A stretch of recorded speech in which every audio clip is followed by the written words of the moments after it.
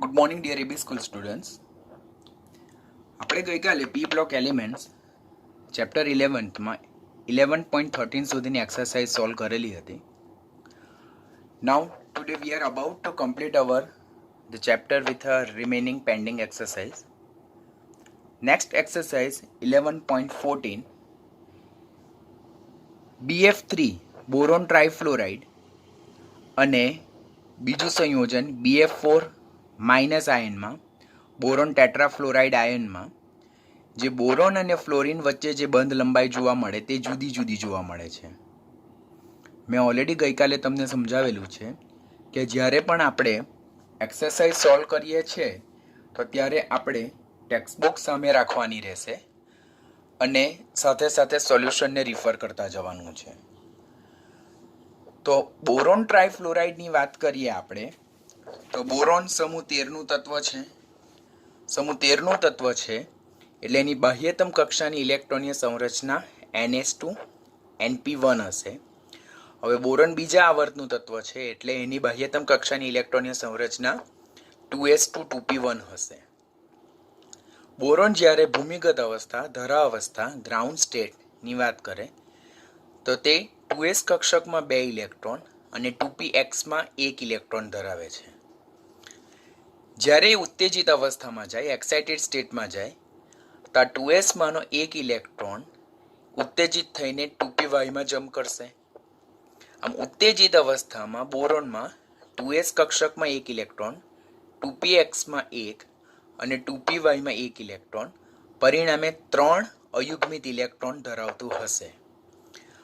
અને જે ફ્લોરિન પાસે ઇલેક્ટ્રોનનો સ્વીકાર કરે અને બોરોન ટ્રાઇફ્લોરાઇડ સંયોજન બનાવશે. હવે BF3 સંયોજન જે છે તેમાં બોરોનનું સંકરણ કયા પ્રકારનું જોવા મળે છે? sp2 પ્રકારનું સંકરણ જોવા મળે, જેમાં એક 2s કક્ષક, એક 2px કક્ષક, એક 2py કક્ષક એ sp2 સંકરણમાં ભાગ લે છે, જ્યારે 2pz કક્ષક એ સંકરણમાં ભાગ લેતી નથી. It is not having any kind of electron, so it won't involve in formation of hybrids orbitals. માટે બોરોન ટ્રાઇફ્લોરાઇડનું જો બંધારણ જોઈએ તો કંઈક આ પ્રકારનું હોય, જેમાં બોરોન પોતાનો 1 ઇલેક્ટ્રોન ફ્લોરિનના 1 ઇલેક્ટ્રોન સાથે શેર કરીને બોરોન અને ફ્લોરિન વચ્ચે 3 સહસંયોજક બંધનું નિર્માણ થાય છે અને તેનો આકાર કેવો છે? સમતલીય અણુ છે. It's one kind of planar molecules. Boron ટ્રાઇફ્લોરાઇડમાં જો આપણે બોરોનની સરાઉન્ડિંગમાં ઇલેક્ટ્રોન જો કન્સિડર કરીએ તો અહીંયા બોરોન અને ફ્લોરિનનો એક એટલે 2 ઇલેક્ટ્રોન 2 ઇલેક્ટ્રોન અને 2 ઇલેક્ટ્રોન એટલે મધ્યસ્થ બોરોનની સરાઉન્ડિંગમાં કુલ 6 ઇલેક્ટ્રોન છે. અષ્ટક પૂર્ણ કરવા માટે એને બીજા 2 ઇલેક્ટ્રોનની જરૂરિયાત રહેશે. આમ બોરોન ટ્રાઇફ્લોરાઇડમાંનો જે બોરોન જે છે તો તે ફ્લોરિનની જે 2p કક્ષક છે તેમાંથી ઇલેક્ટ્રોન યુગ્મ સ્વીકારવાનો પ્રયત્ન કરે. શેમાં? તેની ખાલી પડેલી 2pz કક્ષકમાં. અને એના કારણે બોરોનમાં આંશિક દ્વિબંધનું નિર્માણ થાય છે. That is formation of partial double bond. Partial double બોન્ડને કારણે આંશિક દ્વિબંધના નિર્માણને કારણે બોરોન ટ્રાઇફ્લોરાઇડમાં બોરોન અને ફ્લોરિન વચ્ચે જે બંધ લંબાઈ જોવા મળે તે કેવી જોવા મળે? ઓછી જોવા મળે છે. This phenomena is called as a p-pi back bonding from fluorine to vacant 2pz orbitals of the boron. So બંધારણને પાછું જો આપણે શોર્ટલી લર્ન કરી નાખીએ તો બોરોન ટ્રાઇફ્લોરાઇડ તે પ્લેનર મોલેક્યુલ છે, સમતલીય અણુ છે. તેની સરાઉન્ડિંગમાં કુલ 6 ઇલેક્ટ્રોન છે. અષ્ટક પૂર્ણ કરવા માટે એને 1 ઇલેક્ટ્રોન યુગ્મની જરૂરિયાત છે. માટે એ ફ્લોરિન પાસેથી 1 ઇલેક્ટ્રોન યુગ્મ p-pi બેક બોન્ડિંગ દ્વારા પોતાની ખાલી 2pzમાં એનો સમાવેશ કરશે અને એને કારણે આ p-pi બેક બોન્ડિંગને કારણે ફ્લોરિનમાં આ બોરોન ટ્રાઇફ્લોરાઇડમાં આંશિક દ્વિબંધનું નિર્માણ થશે અને આંશિક દ્વિબંધના નિર્માણને કારણે જે બોરોન ટ્રાઇફ્લોરાઇડ છે તેમાં બોરોન અને ફ્લોરિન વચ્ચે રચાતા બંધની લંબાઈ અનુક્રમે ઓછી હશે. હવે બોરોન ટેટ્રાફ્લોરાઇડ જો જોઈએ તો બોરોન ટેટ્રાફ્લોરાઇડ તો તેમાં બોરોનનું સંકરણ કયા પ્રકારનું છે? sp3 સંકરણ છે. એટલે કે એમાં બોરોન 4 ફ્લોરિન પરમાણુ સાથે સમચતુષ્ફલકીય રીતે ટેટ્રાહેડ્રલ અરેન્જમેન્ટમાં ગોઠવાયેલું હોય. તેમાં બોરોન એ 3 ફ્લોરિન સાથે સહસંયોજક બંધ બનાવશે અને ચોથા ફ્લોરિન સાથે સવર્ગ સહસંયોજક બંધનું નિર્માણ કરે. આ રીતે ફ્લોરિનથી બોરોન તરફ જે ડોનેટ કરે તેના તરફ ટેલ પોર્શન, જે ગેઇન કરે તેના તરફ પોઇન્ટેડ એરો પોર્શન. આમ બોરોન ટેટ્રાફ્લોરાઇડ આયન જે છે BF4 માઇનસ આયન, તેમાં બોરોનનું સંકરણ sp3 છે. તેનો આકાર સમચતુષ્ફલકીય છે અને તેમાં બોરોન પાસે પીપાઈ બેક બોન્ડિંગ માટે કોઈ પણ જાતનો વેકન્ટ ઓર્બિટલ અવેલેબલ નથી. પરિણામે બોરોન ટેટ્રાફ્લોરાઇડમાં જે પીપાઈ બેક બોન્ડિંગ BF3 માં જોવા મળે છે તેવું BF4 માઇનસ આયનમાં જોવા મળતું નથી. એને કારણે બોરોન ટેટ્રાફ્લોરાઇડમાં જે બોરોન અને ફ્લોરિન વચ્ચે જે બંધ જે છે તો that is purely covalent kind of, A purely એકલ બંધ પ્રકારનો બંધ જોવા મળે છે અને એને કારણે એકલ બંધ single bond kind of bond જોવા મળે, દ્વિબંધ જોવા નહીં મળે. અને આપણને ઓલરેડી ખ્યાલ છે કે એકલ બંધ કરતાં દ્વિબંધની લંબાઈ હંમેશા ઓછી જ હોય. તમે હાઇડ્રોકાર્બનમાં લર્ન કર્યું છે. એને કારણે BF4 માઇનસ આયન કરતાં BF3માં BF લંબાઈ એટલે કે બોરોન અને ફ્લોરિન વચ્ચેની બંધ લંબાઈ ક્રમશઃ કેવી જોવા મળે છે? ઓછી જોવા મળે છે. નટસેલ સેમેરી શું છે? BF3માં બોરોનનું સંકરણ sp2 છે. BF4 માઇનસમાં બોરોનનું સંકરણ sp3 છે. BF3માં એક ખાલી 2pz કક્ષક છે. BF4 માઇનસમાં કોઈ ખાલી 2pz કક્ષક નથી. BF3માં બોરોનની સરાઉન્ડિંગમાં 6 ઇલેક્ટ્રોન છે. એટલે ફ્લોરિન પાસે એક ઇલેક્ટ્રોન યુગ્મ સ્વીકારવાની વૃત્તિ રાખે પોતાની ખાલી 2pz કક્ષકમાં. via which mechanism ppi back bonding from fluorine to vacant 2pz orbitals of the fluorine, અને એને કારણે એમાં આંશિક દ્વિબંધનું નિર્માણ થાય. જ્યારે BF4 માઇનસમાં ppi બેક બોન્ડિંગ શક્ય નથી એટલે એમાં દ્વિબંધનું નિર્માણ થતું નથી ને બધા બંધ પ્યોરલી એકલ બંધ પ્રકારના હોય છે. પરિણામે BF4 માઇનસમાં BFની બંધ લંબાઈ વધારે, જ્યારે BF3માં BFની બંધ લંબાઈ ક્રમશઃ ઓછી જોવા મળે છે. ક્વેશ્ચન નંબર 11.15, જો BCl બંધ દ્વિધ્રુવીય ચાક માત્રા ધરાવતો હોય, એટલે કે દ્વિધ્રુવીય ચાક માત્રા એટલે કે ડાયપોલ મોમેન્ટ ધરાવતો હોય તો BCl3 અણુ શા માટે દ્વિધ્રુવીય ચાક માત્રાનું મૂલ્ય શૂન્ય ધરાવે છે? હવે ડાયપોલ મોમેન્ટ એટલે કે દ્વિધ્રુવીય ચાક માત્રા. તો ડાયપોલ મોમેન્ટ લર્ન કરવા પહેલા first V have to learn about the electronegativity of the particular atom which are bonded together.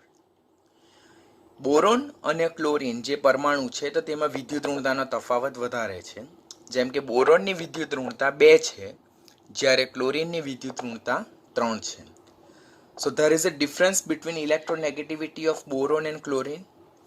અને આ વિદ્યુત ઋણતાના તફાવતને કારણે બોરોન અને ક્લોરિન વચ્ચેનો જે બંધ રચાય છે તે કેવો રચાય છે? ધ્રુવીય પ્રકારનો, એટલે polar kind of bond form થાય છે. અને એને કારણે જે BCl બંધ જે છે તો તે ડાયપોલ મોમેન્ટ ધરાવે છે, દ્વિધ્રુવીય ચાક માત્રા ધરાવે છે. That is from boron to chlorine, એટલે જે વધારે ડાયપોલ મોમેન્ટનું આપણે નિર્દેશ કરેલું તમે ઓલરેડી 11થના જે કેમિકલ બોન્ડિંગ જે ચેપ્ટર છે તેમાં લર્ન કરી ચૂક્યા છો. તો તે અનુસાર કે જે વધુ વિદ્યુત ઋણમય તત્વ છે ડાયપોલ મુવમેન્ટની સંજ્ઞા એ ક્રોસટેલ અને પોઇન્ટેડ એરોવાળી સંજ્ઞા, જેમાં વિદ્યુત ઋણતા જેની ઓછી તેના તરફ ક્રોસટેલ અને જેની વિદ્યુત ઋણતા વધારે તેના તરફ પોઇન્ટેડ એરો. આમ BCl બંધ જે છે પોલર છે, ધ્રુવીય છે. પોઇન્ટેડ એરો ક્લોરિન વધુ વિદ્યુત ઋણમય તરફ અને ટેલ પોર્શન બોરોન જે ઓછું વિદ્યુત ઋણમય તરફ. અને એની ડાયપોલ મુવમેન્ટ જેને ન્યૂ સંજ્ઞા વડે દર્શાવવામાં આવે તે 0 નથી. It's not 0. That's due to electronegativity difference between boron and chlorine. આમ બોરોન અને ક્લોરિન વચ્ચે રચાતો બંધ ધ્રુવીય છે, પોલર છે અને એની ડાયપોલ મુવમેન્ટ દ્વિધ્રુવીય ચાક માત્રા શૂન્ય નથી. પરંતુ જ્યારે બોરોન અને ક્લોરિન વચ્ચે સંયોજન રચાય બોરોન ટ્રાયક્લોરાઇડ તો તેની ડાયપોલ મુવમેન્ટ શૂન્ય છે. તો કોઈ પણ અણુની એવું શા માટે થાય? તો કોઈ પણ અણુની જે ડાયપોલ મુવમેન્ટ હોય દ્વિધ્રુવીય ચાક માત્રા તો તે પર્ટિક્યુલર સંયોજનની જીઓમેટ્રી એટલે ભૌમિતિક સંરચના પર આધારિત હોય. BCl3 અણુ જે છે તો તે ત્રિકોણીય પિરામિડલ છે, એટલે કે સમતલીય ત્રિકોણાકાર ટ્રાયેંગ્યુલર પ્લેનર પ્રકારનું એનું બંધારણ છે. હવે ટ્રાયેંગ્યુલર પ્લેનર પ્રકારનું જે બંધારણ છે તેમાં એક બોરોન અને ક્લોરીન પરમાણુની જે ડાયપોલ મુવમેન્ટ છે તેની અપોઝિટ ડિરેક્શનમાં એક બોરોન અને બીજા ક્લોરોનની ડાયપોલ મુવમેન્ટ જાય. પરિણામે આ જે પરિણામી ડાયપોલ મુવમેન્ટ જે છે તો તે આના દ્વારા એકબીજા દ્વારા એ કેન્સલ આઉટ થાય. It will nullify the effect of each other. એને કારણે BCl3માં જે ઓવરઓલ ડાયપોલ મુવમેન્ટ જે સંયોજનની જે છે તો તે કેવી જોવા મળે છે? 0 જોવા મળે છે. New will be 0. આમ બોરોન ટ્રાયક્લોરાઇડ સમતલીય અણુ છે, પ્લેનર મોલેક્યુલ છે. અહીંયા 3 બોરોન અને ક્લોરોન બંધની ધ્રુવીયતા પૈકી કોઈ પણ 2 બોરોન ક્લોરોન બંધની પરિણામી ધ્રુવીયતા એ ત્રીજા બોરોન ક્લોરીન બંધની ધ્રુવીયતાની વિરુદ્ધ અને સમાન હોય. એટલે આ બધા જ બંધની જે ધ્રુવીયતા જે છે તો સમાન છે, but they are opposite to each other, જેથી પરિણામી દ્વિધ્રુવીય ચાકમાત્રા પરસ્પર નષ્ટ થાય અને બોરોન ટ્રાયક્લોરાઇડ પરિણામે કેવો બને છે? અધ્રુવીય બને છે, નોન પોલર મોલેક્યુલ્સ બને છે. માટે આપણે શું યાદ રાખવાનું કે બોરોન અને ક્લોરીનની વિદ્યુત ઋણતાના તફાવતને કારણે બોરોન અને ક્લોરીન વચ્ચે રચાતો જે BCl બોન્ડ છે તે ધ્રુવીય છે અને that is having a characteristic dipole moments. But સંયોજન જે રચાય છે BCl3 તો તેની ભૌમિતિક સંરચના એ સમતલીય અણુ પ્રકારની હોય, એટલે કે સમતલીય ત્રિકોણાકાર પ્રકારની હોય કે જેમાં ડાયપોલ મુવમેન્ટ એકબીજાની અસરને શું કરે છે? નષ્ટ કરે છે. અને એને કારણે જે ફાઇનલ ડાયપોલ મુવમેન્ટ BCl3 અણુની છે તે કેવી સ્વીકારવામાં આવે છે? 0 સ્વીકારવામાં આવે છે. નાઉ ક્વેશ્ચન નંબર 11.16 ક્વેશ્ચન રીડ કરું છું, તમારે ટેક્સ્ટબુક સામે રાખવાની કે એલ્યુમિનિયમ ટ્રાયફ્લોરાઇડ એટલે કે AlF3 ને નિર્જળ HF માં અદ્રાવ્ય હોય છે, પરંતુ NaF ઉમેરવાથી તે દ્રાવ્ય થાય છે. આ મળતા દ્રાવણમાંથી વાયુમય BF3 ને પસાર કરવામાં આવે તો એલ્યુમિનિયમ ટ્રાયફ્લોરાઇડ અવક્ષેપિત થાય છે. કારણ આપો. હવે આ ટોપિક જે છે તો આપણે આખું જે થિયરી લર્ન કર્યું તેમાં કશે જોવા નથી મળ્યો, so we have to learn carefully. હવે એલ્યુમિનિયમ ટ્રાયફ્લોરાઇડ સંયોજન છે જેને AlF3 વડે દર્શાવવામાં આવે તેનું નોન એક્વિયસ સોલ્વન્ટ એટલે કે બિનજલીય દ્રાવકમાં દ્રાવ્યતા તો તેની સંકીર્ણ આયન બનાવવાની ક્ષમતા પર ડિપેન્ડન્ટ કરી શકાય છે. એટલે કે એલ્યુમિનિયમ ટ્રાયફ્લોરાઇડ જે છે તો તે બિનજલીય દ્રાવકમાં દ્રાવ્ય થાય કે નહીં થાય તો તે સંકીર્ણ બનાવવાની એની વૃત્તિ પર છે અને એના આધારે આપણે સમજાવી શકાય. જેમ કે અહીંયા આપણને 2 રિએજન્ટ આપેલા છે. First one is HF, નિર્જલીય HF, અને સેકન્ડ વન છે સોડિયમ ફ્લોરાઇડ. આને હાઇડ્રોજન ફ્લોરાઇડ કહેવાય, ઓર હાઇડ્રોફ્લોરિક એસિડ પણ કહેવાય ને આને સોડિયમ ફ્લોરાઇડ કહેવાય. હાઇડ્રોફ્લોરિક એસિડ જે છે તો તે કોવેલેન્ટ મોલેક્યુલ છે, એ સહસંયોજક છે. અને એ સહસંયોજક જે છે, શા માટે સહસંયોજક છે? આપણે હાઇડ્રોજન ચેપ્ટર લર્ન કરેલું તેમાં આપણે જોયેલું P વિભાગના જે તત્વો છે તે કયા પ્રકારના હાઇડ્રાઇડ રચે છે? સહસંયોજક પ્રકારના હાઇડ્રાઇડ રચે છે. આમ હાઇડ્રોજન ફ્લોરાઇડ એ સહસંયોજક છે અને તેમાં પ્રબળ હાઇડ્રોજન બંધ જોવા મળે. પ્રબળ હાઇડ્રોજન બંધ જોવા મળે જેને કારણે HF નું વિયોજન ડિસોસિએશન આયનીકરણ થઈને F- છૂટો પડતો નથી. જો F- છૂટો નહીં પડે તો AlF3 F- મેળવીને એ અનુક્રમે H3AlF6 પ્રકારનું સંકીર્ણ રચી શકતું નથી.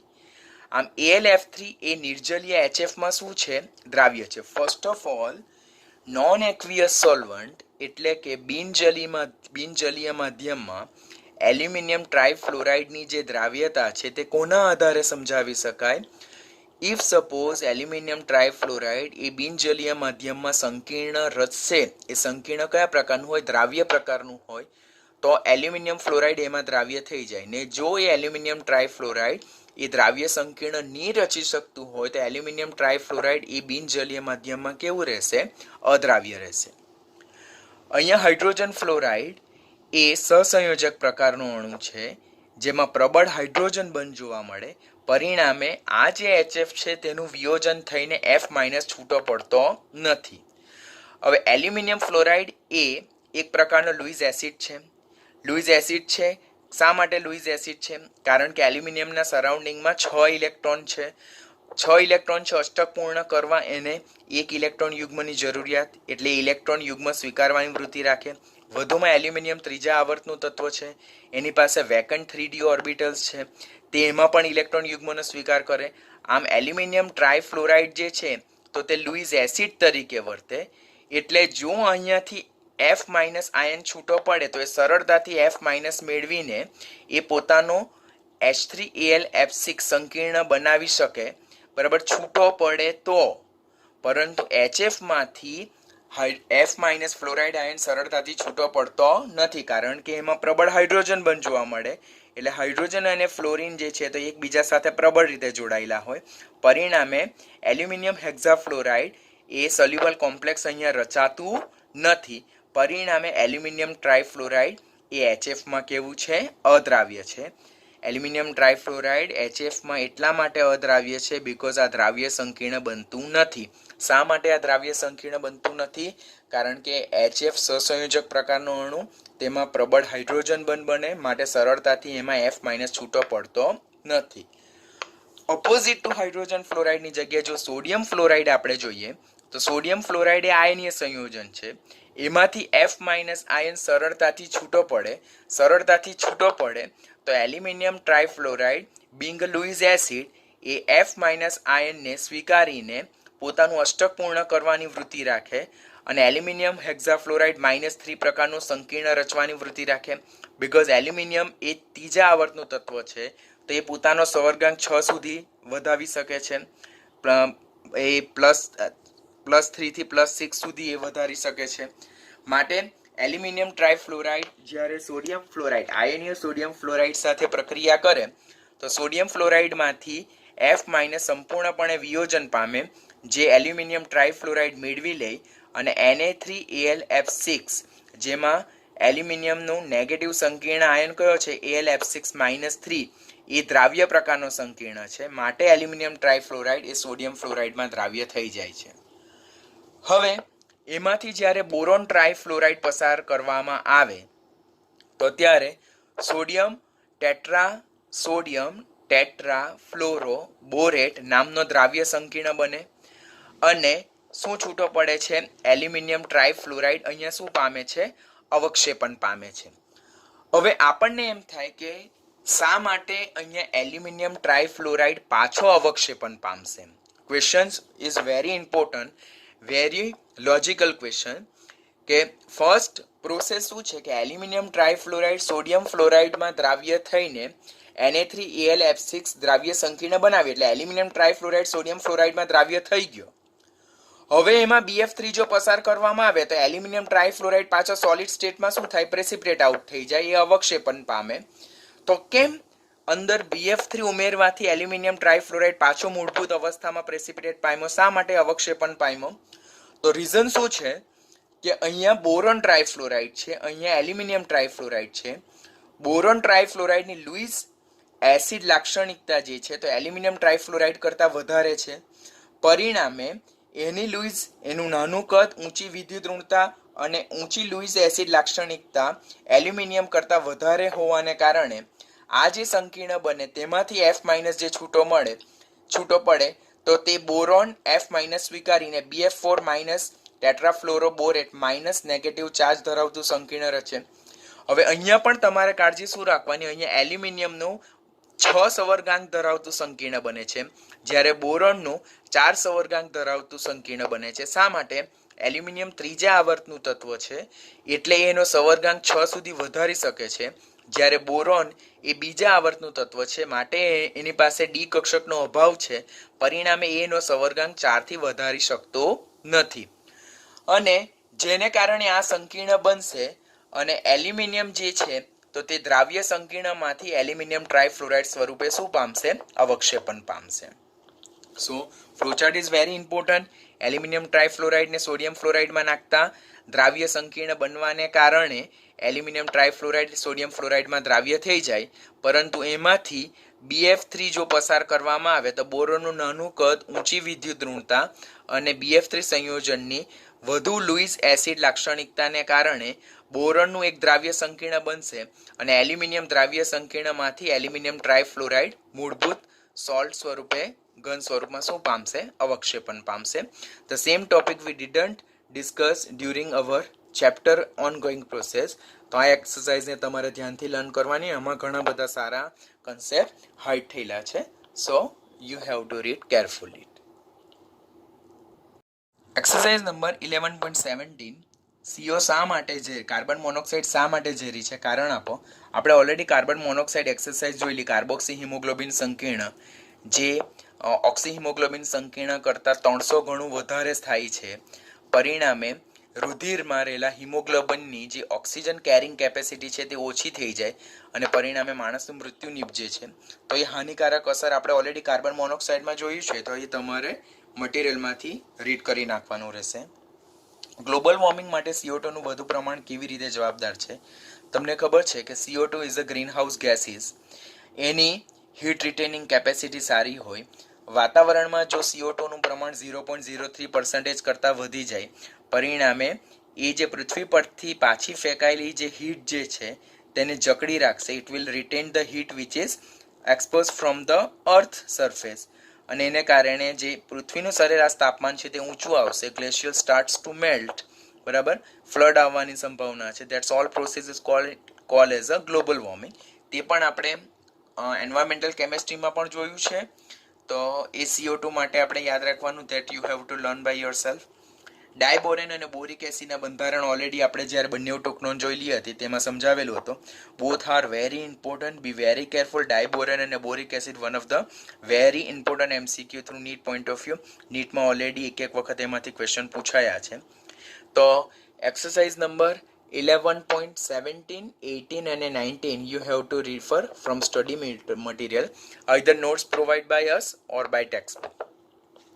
11.20 આપણે ઓલરેડી જોઈ ગયેલા છે, તો પણ અત્યારે ક્વિક રિવાઇઝ કરી નાખીએ કે 11.20માં પહેલી એક્સરસાઇઝ છે કે બોરેક્સને સખત ગરમ કરવામાં આવે તો શું થાય? તો પહેલા તો બોરેક્સનો ફોર્મ્યુલા આવડવું જોઈએ. બોરેક્સ તો Na2B4O7 into 10H2 having 10 molecules of water molecules of crystallization. એટલે બોરેક્સમાં પાણીના કેટલા અણુ સ્ફટિક જળ તરીકે જોવા મળે છે? તો પાણીના 10 અણુ સ્ફટિક જળ તરીકે જોવા મળે. જ્યારે આ સ્ફટિક જળ ધરાવતા બોરેક્સને ઊંચા તાપમાને ગરમ કરવામાં આવે તો એમાંથી વોટર મોલેક્યુલ ઓફ ક્રિસ્ટલાઇઝેશન ઇવોપરેટ થાય, દૂર થાય અને આપણને એનહાઇડ્રસ બોરેક્સ મળશે. ધેટ ઇઝ Na2B4O7 નિર્જલીય બોરેક્સ મળશે. તેને જો સખત ગરમ કરવામાં આવે તો આપણને પારદર્શક કાચ જેવો મણકો મળે, જેને ટ્રાન્સપરન્ટ ગ્લાસી બીટ કહેવામાં આવે. અને એ બે સંયોજનોનું મિશ્રણ છે. First one is a sodium metaborate having formula NaBO2 અને સેકન્ડ વન છે બોરિક એનહાઇડ્રાઇડ, જેને બોરોન ટ્રાયોક્સાઇડ પણ કહેવાય, B2O3, જેને આપણે બોરેક્સ બીટ ટેસ્ટ કહેતા હતા.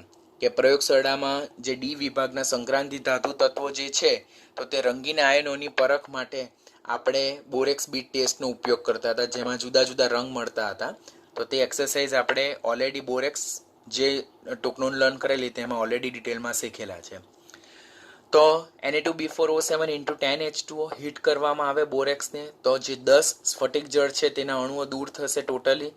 એનહાઇડ્રસ બોરેક્સ મળશે. સખત ગરમ કરવામાં આવતા સોડિયમ મેટાબોરેટ અને બોરિક એનહાઇડ્રાઇડ ઓર બોરોન ટ્રાયોક્સાઇડનું મિશ્રણ મળે, જે પારદર્શક મણકા જેવો કાચ જેવો મણકો છે, જેને બોરેક્સ બીડ કહેવામાં આવે છે અને જે જુદા જુદા રંગીન આયનોની પરખ માટે થાય છે. એક્સરસાઇઝ બી, બોરિક એસિડને પાણીમાં ઉમેરવામાં આવે છે ત્યારે શું થાય છે? તો બોરિક એસિડમાં જે મધ્યસ્થ બોરોન પરમાણુ છે, ઓલરેડી ગઈકાલની એક્સરસાઇઝમાં આપણે લર્ન કર્યું, સેક્શન સી લર્ન કર્યું, વારંવાર સેમ ટોપિક લર્ન કર્યા. તેમાં બોરોનની સરાઉન્ડિંગમાં 6 ઇલેક્ટ્રોન છે.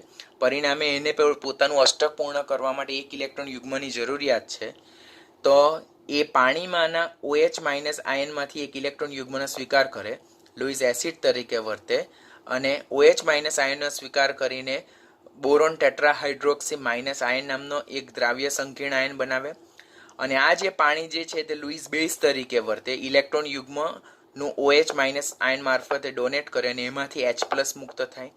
આમ બોરિક એસિડ એ પ્રોટોનિક એસિડ નથી, પરંતુ નિર્બળ મોનોબેઝિક એસિડ છે, નિર્બળ લुईस એસિડ તરીકે વર્તે છે. ઓલરેડી આપણે ગઈકાલે અને સેક્શન સી સોલ્વ કરેલો ત્યારે એના વિશે લર્ન કરેલું છે. Important question. ક્વેશ્ચન સી, એલ્યુમિનિયમમાં મંદ NaOH ઉમેરવામાં આવે ત્યારે શું થાય? તો એલ્યુમિનિયમમાં જ્યારે મંદ NaOH ઉમેરવામાં આવે છે તો ત્યારે સોડિયમ ટેટ્રાહાઇડ્રોક્સો એલ્યુમિનેટ 3 નામનો સંકીર્ણ બને અને હાઇડ્રોજન વાયુ છૂટો પડે છે. It's a very important question. એક વખત જેઈની એક્ઝામમાં આના રિલેટેડ ક્વેશ્ચન ડ્રેનેજ વાળો ક્વેશ્ચન પૂછાયેલો હતો. તો જેમ એક્સરસાઇઝમાં અગાડી જઈએ તેમ હું તમને સમજાવતો જઈશ. આમ એલ્યુમિનિયમને દ્રાવ્ય સોડિયમ હાઇડ્રોક્સાઇડમાં ઉમેરવામાં આવે તો એમાંથી સોડિયમ ટેટ્રા હાઇડ્રોક્સો એલ્યુમિનેટ 3 નામનો જલ દ્રાવ્ય સંકીર્ણ બને છે અને હાઇડ્રોજન વાયુ મુક્ત થાય. સેમ ઇક્વેશન 12મા ધોરણમાં બોર્ડની એક્ઝામમાં પૂછાયેલું છે. 2 ચેપ્ટરમાં સેમ ઇક્વેશન તમને ફોલો થશે. એક તો એલ્યુમિનિયમનો ઉભય ગુણધર્મી સ્વભાવ એટલે કે એ ઇનઓર્ગેનિકનો ક્વેશ્ચન થાય જે નીટમાં પૂછાવા લાયક છે. અને સેકન્ડ વન જે બીજો ક્વેશ્ચન છે તો મેટલર્જીને રિલેટેડ પણ આ ક્વેશ્ચન છે. તેમાં આ જે જલદ્રાવ્ય સંકીર્ણ છે તેનું નામ પૂછાય છે, એનું સૂત્ર પૂછાય છે, તેમાં એલ્યુમિનિયમનો ઓક્સિડેશન આંક પૂછાય છે, ઋણ આયન છે તેનો ચાર્જ પૂછાય છે. તો be very careful about the same question. અને આ પ્રક્રિયા દરમિયાન હાઇડ્રોજન વાયુ શું થાય છે? મુક્ત થાય છે. ડી ક્વેશ્ચન, BF3 એમોનિયા સાથે પ્રક્રિયા કરે છે. યસ, BF3 બોરોન ટ્રાઇફ્લોરાઇડ, તેમાં બોરોનની સરાઉન્ડિંગમાં 6 ઇલેક્ટ્રોન છે. કેવી રીતે તે આપણે ઓલરેડી અગાડી લર્ન કરી ચૂક્યા છે. માટે એ અષ્ટક પૂર્ણ કરવા માટે ઇલેક્ટ્રોન યુગ્મ સ્વીકાર કરવાની વૃત્તિ રાખે, માટે લुईस એસિડ તરીકે વર્તે. જ્યારે એમોનિયા એટલે કે એ પી વિભાગનો 15મા સમૂહનો હાઇડ્રાઇડ છે જેની પાસે એક લોન પેર ઓફ ઇલેક્ટ્રોન છે, તો જે ડોનેટ કરવાની વૃત્તિ રાખશે, માટે એ ઇલેક્ટ્રોન યુગ્મ દાન કરવાની વૃત્તિ રાખે તો એ લुईस બેઝ તરીકે વર્તે. પરિણામે BF3 એમોનિયામાં રહેલા નાઇટ્રોજન પરથી લોન પેર ઓફ ઇલેક્ટ્રોન સ્વીકારવાની વૃત્તિ રાખે and there is a formation of coordination bond between ammonia and boron trifluoride from nitrogen to boron, because અહીંયા નાઇટ્રોજન પરનો ઇલેક્ટ્રોન યુગ્મ એ બોરોન સ્વીકારીને પોતાનું અષ્ટક પૂર્ણ કરે છે અને આ દ્રાવ્ય સંકીર્ણ રચાય છે. નાઉ ક્વેશ્ચન નંબર 11.21. ક્વેશ્ચન નંબર 11.21 કે નીચેની પ્રક્રિયા સમજાવો. પહેલી પ્રક્રિયા કે ઊંચા તાપમાને કોપરની હાજરીમાં સિલિકોનને મિથાઇલ ક્લોરાઇડ સાથે ગરમ કરવામાં આવે છે. આપણે સિલિકોન સંયોજનો જોયેલા હતા. તો સિલિકોન્સની બનાવટ દરમિયાન પહેલું જ રિએક્શન આપણે આ લર્ન કરેલું હતું કે મિથાઇલ ક્લોરાઇડ જે છે તેને સિલિકોન સાથે કોપર પાવડરની હાજરીમાં ઊંચા તાપમાન એટલે કે 570 કેલ્વિન ટેમ્પરેચરે આપણે જો હીટ કરીએ તો ત્યારે આપણને જુદા જુદા સિલેન સંયોજનોનું મિશ્રણ બને છે. લાઈક મોનોમિથાઇલ ક્લોરોસિલેન, ડાયમિથાઇલ ક્લોરોસિલેન, ટ્રાયમિથાઇલ ક્લોરોસિલેન અને અલ્પ માત્રામાં ટેટ્રામિથાઇલ ક્લોરોસિલેન. હવે સારી જે રેફરન્સ બુક છે તેમાં આ ક્વેશ્ચન વેરી કોમન જોવા મળ્યો હતો કે મિથાઇલ ક્લોરાઇડને સિલિકોન સાથે ગરમ કરવામાં આવે તો નીચેનામાંથી કયું સંયોજન મળે? ઓપ્શન એ હતું કે ફક્ત મોનોમિથાઇલ ડેરિવેટિવ્સ મળે, option B dimethyl chlorosilane derivatives મળે, ઓપ્શન સી ટ્રાય મળે અને option D all of the following with few amounts of tetramethyl silane derivatives. તો એ વિધાન સાચું હતું. પછી બી જે આપણે ઓલરેડી લર્ન કરી ચૂક્યા છે સિલિકાની પ્રોસેસમાં કે સિલિકા ફક્ત એક જ સાથે પ્રક્રિયા કરે છે, that is HF hydrofluoric acid સાથે જ, HBr, HCl અને HI સાથે પ્રક્રિયા કરતો નથી. તો સિલિકા જ્યારે હાઇડ્રોફ્લોરિક એસિડ સાથે પ્રક્રિયા કરે તો પાણીના 2 અણુ છૂટા પડે અને સિલિકોન ટેટ્રાફ્લોરાઇડ સંયોજન મળે. અને જો વધુ પડતા HF સાથે પ્રક્રિયા કરવામાં આવે તો આપણને હાઇડ્રોફ્લોરોસિલિસિક એસિડ, જેનું સૂત્ર શું છે? H2SiF6. જેઈની એક્ઝામમાં એક વખત ક્વેશ્ચન આ પૂછાયો છે કોમ્પિટિટિવમાં કે સિલિકાની વધુ પડતા HF સાથે પ્રક્રિયા થાય તો કયું સંયોજન? ઓપ્શન એ માં SiF4 છે ને ઓપ્શન બી માં H2SiF6 છે. તો સ્ટુડન્ટ્સ યુ બી કેરફુલ. અહીંયા ક્વેશ્ચનમાં શું છે? સિલિકા સિલિકોન ડાયોક્સાઇડની વધુ પડતા HF સાથે પ્રક્રિયા થાય ત્યારે કયું સંયોજન મળે? તો વધુ પડતા HF સાથે એ હાઇડ્રોફ્લોરોસિલિસિક એસિડ H2SiF6 આપશે, બરાબર. ઓર જો ખાલી ક્વેશ્ચન એમ પૂછવામાં આવે કે સિલિકાની HF સાથે પ્રક્રિયા થાય ત્યારે કયું સંયોજન મળે, તો ત્યારે definitely answer should be silicon tetrafluoride. પણ વધુ પડતા HF સાથે it will give you H2SiF6, that is hydrofluorosilicic acid. પછી ક્વેશ્ચન સી, કાર્બન મોનોક્સાઇડને ઝિંક ઓક્સાઇડ સાથે ગરમ કરવામાં આવે ત્યારે શું થાય? તો કાર્બન મોનોક્સાઇડને જ્યારે ઝિંક ઓક્સાઇડ સાથે ગરમ કરવામાં આવે તો કાર્બન મોનોક્સાઇડ એ સારામાં સારા શ્રેષ્ઠ રિડક્શન કરતા તરીકે વર્તે અને એ પોતે કાર્બન ડાયોક્સાઇડમાં ઓક્સિડેશન પામશે અને ઝિંક ઓક્સાઇડનું એલિમેન્ટરી ઝિંક એટલે કે મુક્ત સ્થિતિમાં ઝિંકમાં એનું રિડક્શન કરશે એટલે ZnOમાંથી Zn છૂટું પાડશે. આ રીતે ઝિંકના નિષ્કર્ષણમાં આપણે કાર્બન મોનોક્સાઇડનો ઉપયોગ રિડક્શન કરતા તરીકે કહીએ છીએ. 12મા ધોરણમાં મેટલર્જી ચેપ્ટરમાં આ રિએક્શન તમને પાછું કામ લાગશે. Than after question number D કે એલ્યુમિના જે છે, બરાબર, કે જળયુક્ત એલ્યુમિનાની જલીય NaOH ના દ્રાવણ સાથે પ્રક્રિયા કરવામાં આવે તો શું થાય? તો જળયુક્ત એલ્યુમિના, જેને હાઇડ્રેટેડ એલ્યુમિના પણ કહેવાય, સજળ એલ્યુમિના પણ કહેવાય ઓર એને જ બોક્સાઇડ પણ કહેવાય. બોક્સાઇડનું સૂત્ર આ છે Al2O3 × 2H2O. Some books are given Al2O3 × XH2O. તો એને જ્યારે NaOH સાથે પ્રક્રિયા કરવામાં આવે અને હીટિંગ એપ્લાય કરવામાં આવે તો ત્યારે આપણને either this one or this one બે પ્રકારના સંયોજન મળે.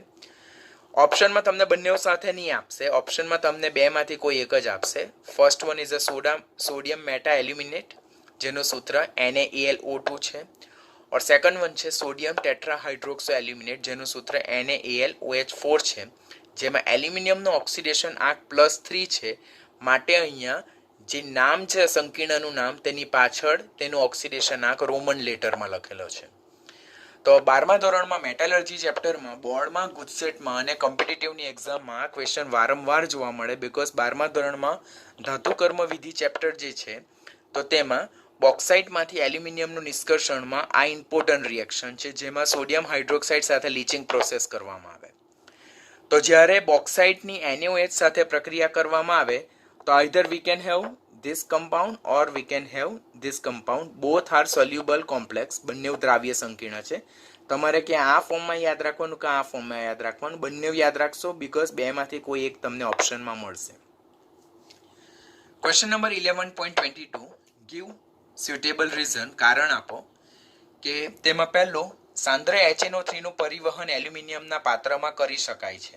એટલે કે HNO3 ને એલ્યુમિનિયમના પાત્રમાં રાખીને એને ટ્રાન્સપોર્ટ કરી શકાય કે નહીં કરી શકાય? તો કરી શકાય. શા માટે? તો એલ્યુમિનિયમની જ્યારે સાંદ્ર HNO3 માં રાખવામાં આવે તો શરૂઆતમાં એલ્યુમિનિયમનો સ્થાયી ઓક્સાઇડ બને Al2O3 અને તે એલ્યુમિનિયમની સપાટી પર એક નિષ્ક્રિય રક્ષણાત્મક આવરણ તરીકે ચોંટી જાય અને એને કારણે ફર્ધર એ એલ્યુમિનિયમની HNO3 ની સાથેની પ્રક્રિયાને શું કરે છે? અટકાવે છે. પરિણામે સાંદ્ર HNO3 નું પરિવહન એટલે કે ટ્રાન્સફર એલ્યુમિનિયમના પાત્રમાં આપણે કરી શકીએ છીએ. બરાબર છે? તો આપણે યાદ, answer should be what? Yes, we can do it. Why? કારણ કે ઇનિશિયલમાં, બિગિનિંગમાં એલ્યુમિનિયમ અને સાંદ્ર HNO3 વચ્ચે પ્રક્રિયા થઈને આપણને સોલિડ એલ્યુમિના બને. તે એલ્યુમિનિયમની સપાટી પર રક્ષણાત્મક આવરણ બનાવી દે જે ફર્ધર એલ્યુમિનિયમની HNO3 સાથે પ્રક્રિયા થતી અટકાવે છે. પરિણામે આપણે HNO3 ને એલ્યુમિનિયમના પાત્રમાં સંગ્રહ કરી શકીએ છીએ. પછી સેકન્ડ, ગટરની બંધ નળીને ખોલવા માટે મંદ NaOH અને એલ્યુમિનિયમના ટુકડાનું મિશ્રણ ઉમેરવામાં આવે છે. ગટરની બંધ નળીને ખોલવા માટે આપણે મંદ NaOH અને એલ્યુમિનિયમનું ટુકડાનું મિશ્રણ લઈએ છીએ. આપણે અગાડી જે ક્વેશ્ચન જોયા તો તેમાં એક ક્વેશ્ચન હતો કે 11.20 એક્સરસાઇઝ છે તેમાં સી કે એલ્યુમિનિયમની જ્યારે મંદ NaOH સાથે પ્રક્રિયા થાય તો ત્યારે એલ્યુમિનિયમની મંદ NaOH સાથે પ્રક્રિયા થાય ત્યારે હાઇડ્રોજન વાયુ છૂટો પડે છે અને સોડિયમ મેટા એલ્યુમિનેટ સંકીર્ણ બને. આ જે હાઇડ્રોજન વાયુ છૂટો પડે તે હાઇડ્રોજન વાયુ છૂટો પડે તેને લીધે હાઈ પ્રેશર ક્રિએટ થાય અને જે ડ્રેનેજની જે નાની નાની જે વેસલ જે છે જે બ્લોક થઈ ગયેલી છે તે સરળતાથી ખુલી જશે. માટે ડ્રેનેજ લાઇનને અગેન રીઓપન કરવા માટે આપણે એલ્યુમિનિયમ અને મંદ સોડિયમ હાઇડ્રોક્સાઇડનો ઉપયોગ કરીએ છીએ. રીઝન ઓનલી બિહાઇન્ડ ધેટ કે એલ્યુમિનિયમ ધાતુની જ્યારે મંદ NaOH સાથે પ્રક્રિયા થાય ત્યારે સોડિયમ મેટા એલ્યુમિનેટ દ્રાવ્ય સંકીર્ણ અને હાઇડ્રોજન આનો કોઈ રોલ નથી. પણ આ જે છૂટો પડતો હાઇડ્રોજન વાયુ જે છે તેનું પ્રેશર ઘણું વધારે હોય અને એને કારણે ગટરની અંદરની બાજુએ ઊંચું દબાણ ઉત્પન્ન થાય અને તેથી ગટરની બંધ નળીઓ શું થઈ જાય છે? ખુલી જાય છે. It will again start working efficiently. 3 graphite ઊંજણ તરીકે ઉપયોગી છે. એ આપણે ઓલરેડી ગ્રેફાઇટ ટુકનોનમાં ડિટેલમાં લર્ન કરેલ છે. So we are not going to discuss here. એ તમારે રેફરન્સ મટીરિયલમાં જોઈ લેવાનું. હીરોનો ઉપયોગ અપઘર્ષક તરીકે થાય છે.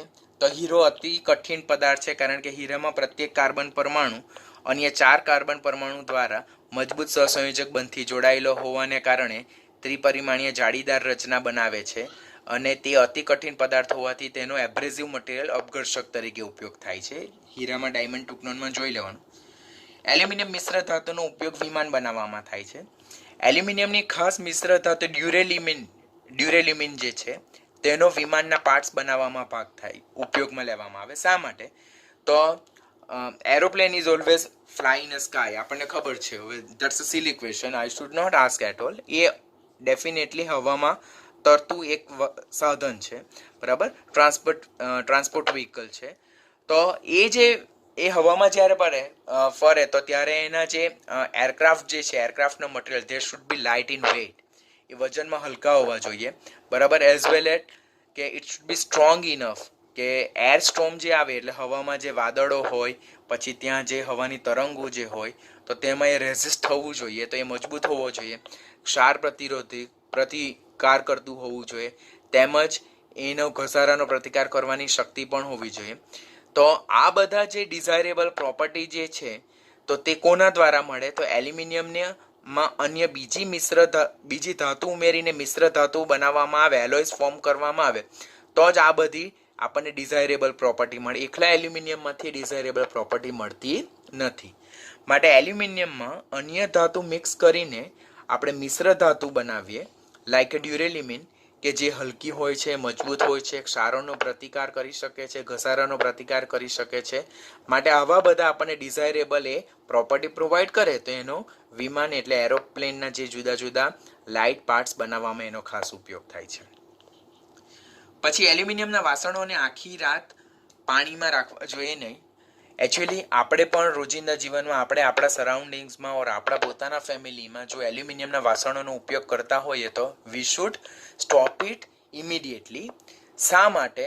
તો અત્યારે હું તમને રીઝન સમજાવીશ. It is scientifically prove and definitely we must keep in mind. આપણે આપણા ઘરમાં આપણા મધર્સને પણ કહેવું છે કે એલ્યુમિનિયમના વાસણનો ઉપયોગ ખાસ સ્ટોપ કરવો છે. રીઝન બિહાઇન્ડ ધેટ કે જ્યારે આપણે ઓવરનાઇટ પાણીમાં આપણે એલ્યુમિનિયમના વાસણને રાખીએ તો એલ્યુમિનિયમના જે વાસણ જે છે તો તે ડિઝોલ્વ ઓક્સિજન અને પાણી સાથે પ્રક્રિયા કરીને શું બનાવે છે? એલ્યુમિના બનાવે છે અને હાઇડ્રોજન વાયુ મુક્ત કરે. આ જે એલ્યુમિના બને છે તેમાંથી અલ્પ માત્રામાં એલ્યુમિનિયમ આયન, અલ્પ માત્રા that means in ppm concentration, તે એલ્યુમિનિયમ આયન ઉત્પન્ન થાય અને આ જે એલ્યુમિનિયમ આયન છે they are highly કાર્સિનોજેનિક. એટલે એ શરીરની તંદુરસ્તી માટે ખૂબ જ હાનિકારક છે, જોખમકારક છે. કાર્સિનોજેનિક એટલે કેન્સરજન્ય, એટલે એ કેન્સર પ્રોડ્યુસ કરે.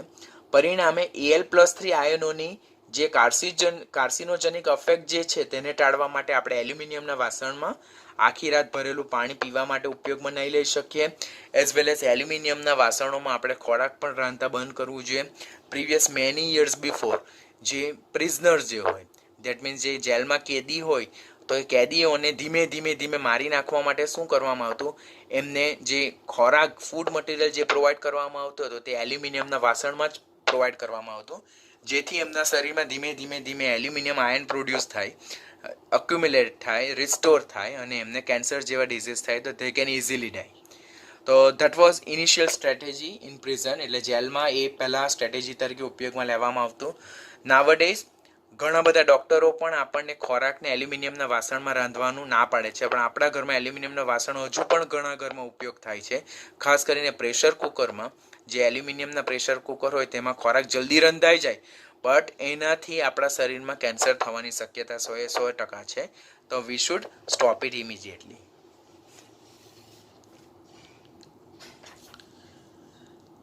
નાઉ એલ્યુમિનિયમ તારનો ઉપયોગ સંચરણ વાયર તરીકે, સંચરણ વાયર એટલે ટ્રાન્સમિશન કેબલ્સમાં એનો ખાસ ઉપયોગ થાય. તો એનું રીઝન એક જ છે કે એલ્યુમિનિયમની જે ઇલેક્ટ્રિકલ કન્ડક્ટન્સ જે છે, વિદ્યુત વાહકતા જે છે, તો તે કોપર કરતાં કેટલી છે? It is double than copper. એને કારણે એલ્યુમિનિયમના વાયરનો ઉપયોગ એ ટ્રાન્સમિશન કેબલમાં થાય. એમસીક્યુમાં પણ પૂછાય કે ટ્રુ અને ફોલ્સ સ્ટેટમેન્ટમાં પૂછાય કે એલ્યુમિનિયમની જે ઇલેક્ટ્રિકલ કન્ડક્ટન્સ જે છે તો એ કોપર કરતાં અડધી છે, તો વિધાન ખોટું. કોપર કરતાં બમણી હોવાને કારણે એનો ખાસ ઉપયોગ ટ્રાન્સમિશન કેબલ્સમાં થાય છે. 11.23, 11.24 અને 11.25 ઓલરેડી આપણે સ્ટડી મટીરિયલ ચેપ્ટર જ્યારે રિફર કરતા હતા ત્યારે બહુ ડિટેલમાં ટોપિક શીખેલા છે, તો અત્યારે હું એનું ડિસ્કશન નથી કરતો time saving point of view. તો તમે એક વખત એને ધ્યાનથી રિફર કરજો. આપણે ત્યાં ઇમ્પોર્ટન્ટ ટોપિક તરીકે એને ઓલરેડી જસ્ટિફાય કરેલો છે, તે નોટ્સમાંથી જ રિફર કરવાનું રહેશે તમારે. 11.26 that is also very important question from NEET point of view. બરાબર, જે બોર્ડમાં પણ પૂછાય છે, નીટમાં પણ પૂછાય છે, 12માં ગુસ્સેટમાં પણ પૂછાય છે. તો એક્સરસાઇઝ, તો પહેલાં ઓક્સાઇડનો પ્રકાર જોવાનું આપણે. તો ઓક્સાઇડના પ્રકાર જે છે તટસ્થ હોઈ શકે, એસિડિક હોઈ શકે, ઉભયધર્મી એટલે કે એમ્ફોટેરિક અને બેઝિક કાઇન્ડ ઓફ હોઈ શકે. જેમાં કાર્બન મોનોક્સાઇડ તટસ્થ પ્રકારના છે, CO2, B2O3 અને SiO2 એસિડિક પ્રકારના છે, જ્યારે એલ્યુમિના અને લેડ ઓક્સાઇડ ઉભયધર્મી એમ્ફોટેરિક પ્રકારના છે, જ્યારે થેલિયમના ઓક્સાઇડ કેવા છે? બેઝિક છે. અને એ લોકોના જે આ ઓક્સાઇડનો જે પ્રકાર છે તેને પ્રૂવ કરતા બાજુમાં સ્ટેટમેન્ટ મેન્શન કરેલા છે. આ ઓલરેડી જ્યારે ઓક્સાઇડ અને હાઇડ્રોક્સાઇડનો સ્વભાવ જ્યારે જોયેલો હતો ત્યારે ઓલરેડી શીખવેલું હતું કે ગ્રુપ 13માં બોરોનના જે ઓક્સાઇડ અને હાઇડ્રોક્સાઇડ તે એસિડિક હોય, એલ્યુમિનિયમ ગેલિયમના એમ્ફોટેરિક ઉભય ગુણધર્મી એટલે એસિડ અને બેઝ બંને તરીકે વર્તે, ઇન્ડિયમના બેઝિક ઓક્સાઇડ તરીકે વર્તે અને થેલિયમના સ્ટ્રોંગલી બેઝિક તરીકે વર્તે. જ્યારે ગ્રુપ 14માં કાર્બન, સિલિકોન અને જર્મેનિયમના ઓક્સાઇડ એસિડિક હોય, તેમાં carbon mostly acidic, silica less acidic, weakly acidic, GeO2 lesser acidic, still more weakly acidic, જ્યારે ટીન અને લેડના ઓક્સાઇડ જે છે તે કેવા છે? એમ્ફોટેરિક છે. નીટ પોઈન્ટ ઓફ વ્યૂ આ બંને પોઈન્ટ અને આ જે ઓક્સાઇડનો નેચર જે છે અને જે રિએક્શન છે તે વેરી ઇમ્પોર્ટન્ટ.